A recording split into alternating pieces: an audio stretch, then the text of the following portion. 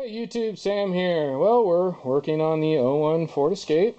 We got all kinds of stuff going on over here, and part of that is I'm going to need to remove the starter, which is down in here. Now you'll notice that I've already done a lot of work, and that's because I'm doing the water pump and I'm doing a motor mount back there, and all this stuff had to move for that anyway. And part of getting to the motor mount, I'm going to be removing this starter. So I figured I might as well do kind of a removal of the starter. So some of the stuff you're just going to have to go back and kind of look through my other videos if you really can't figure out how to undo a few hoses and clamps. But I might be able to work some parts and pieces in of some of my other videos to make it so I can kind of show you things. But in this one specifically, although you may not have to do it, I'm going to get rid of all these hoses and clamps. And what this is actually I believe the thermostat housing there, and it's a big plastic piece and it's got a Y on it. You got your upper radiator hose that goes right there, and you got your lower one that goes right there. And you got a couple of hoses that come apart right there and also right there, and they just got those hose clamps on them. So I've just popped those loose. That'll pop off, and this heater hose back here has an actual hose clamp on it. Loosen that up, pop that off of there, and that piece should get out of our way. And I do believe this has been quite easy. It's worth just pulling it out of your way if you get this far. Also, obviously, the air box, and that's gone. I will try and insert a clip in here. The first thing you need to do when doing anything, when you're working on your car, is unhook the battery.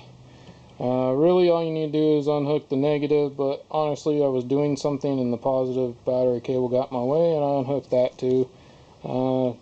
Safer than sorry, I guess. You can unhook both of them, but in theory, you should only have to do the negative one. You choose to do what you want to do.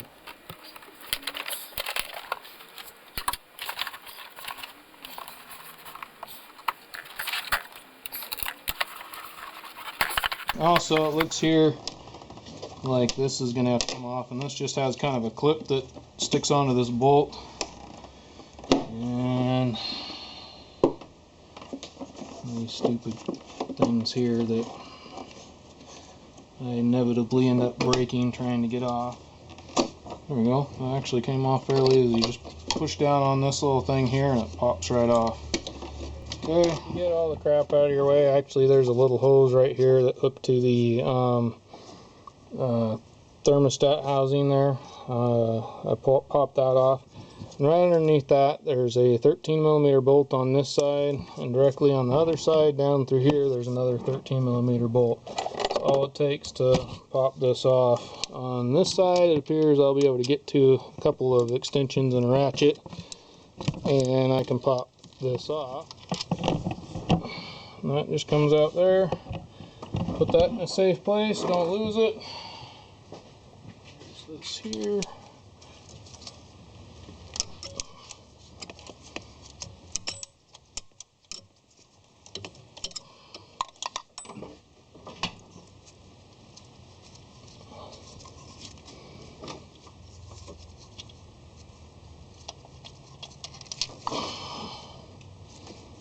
I'm in the middle of several things here, so I'm kind of a little bit all over the place, we'll put it that way.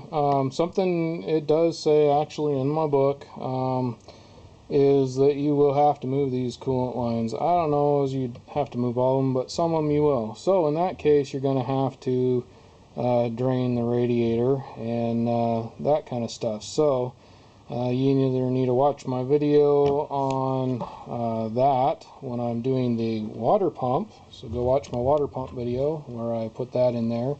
I may see if I can make a separate video on that. We'll see. But right now it'll be on my water pump video for sure. And drain the coolant and remove all those coolant lines. That's something I didn't say earlier when I was saying, hey, just move this stuff out of your way. So I figured I'd throw that in there.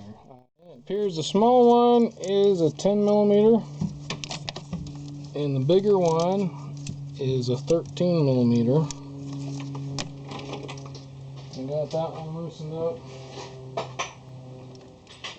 Bump you around and come up here. Now you want to get the one on the top. There's a 13 millimeter on the top and the 13 millimeter down lower. You want to do the one up higher.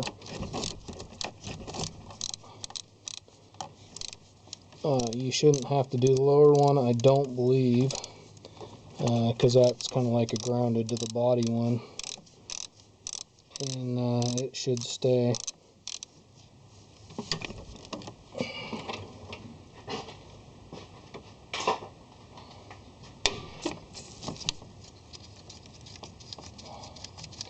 And these are the ones that you got to worry about accidentally dropping, because you can't quite get your fingers on them. Come on now. Actually, use the wrench. Okay, I got it jammed in between there, and it's not wanting to come. There we go. Alright, got my little extension on here. And I'm just going to kind of do the same thing. And it might be actually easier to unhook the battery first, or the starter first. Just because I can move the starter around a little bit to get to these, so it's been beneficial anyway, I would think. Let's see if that'll come off of there with that. It did. I'll stick my fingers on there and hold on to that. Pull this out of here. Should not be getting hit on a bunch of other crap. Move you guys a bit here. I'm going to stick that. That's right where it would be. Coming from the side here, lifting straight up. That's not working.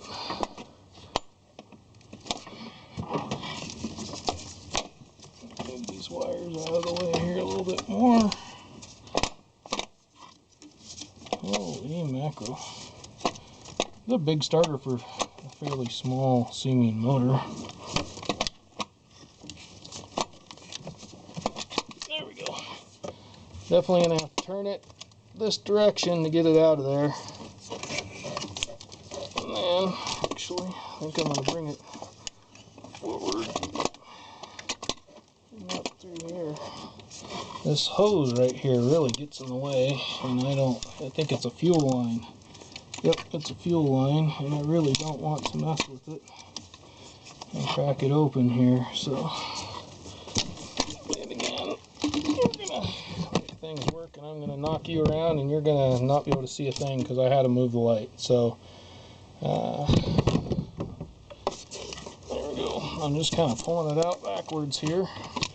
A little bit closer look at the starter here. So the 13 millimeter was up here on the top, and there was a 10 millimeter back here to pull the wires off, and they came off from up here. So this one you don't have to touch at all, so don't accidentally undo that one. Otherwise, everything is the reverse. You just got to put everything back the way you got it. This is Sam, Jack of all, Master of none. You all have a good one.